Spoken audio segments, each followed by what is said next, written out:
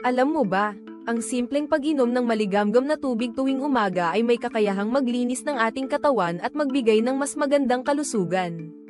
Kung alam mo ito ay nakakatulong sa digestion, metabolism, at detox ng katawan, please, like and share. Narito ang importanteng impormasyon tungkol sa maligamgam na tubig. Alam mo ba na ang pag-inom ng maligamgam na tubig ay tumutulong sa pagtunaw ng pagkain sa tiyan? Dahil nakakatulong ito para mas mabilis ang digestion, maiwasan ang constipation at kabag. Bukod doon, nakakatulong din ito sa metabolism ng katawan, ibig sabihin, mas mabilis mong nasusunog ang taba at calories kapag ito'y sinamahan ng tamang diet at ehersisyo.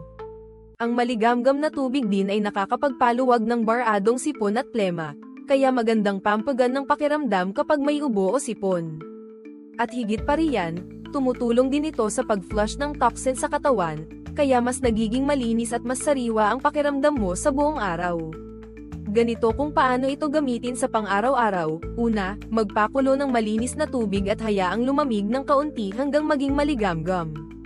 Pangalawa, uminom ng isang baso nito tuwing umaga bago kumain para mas maging epektibo. Pangatlo, pwede mo rin itong ulitin bago matulog para makatulong sa maayos na pagtulog at paglilinis ng katawan habang ikaw ay nagpapahinga.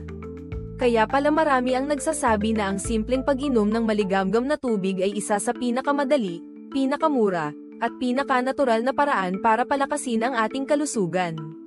Sundan kami para sa mas marami pang tips at kaalaman tulad nito.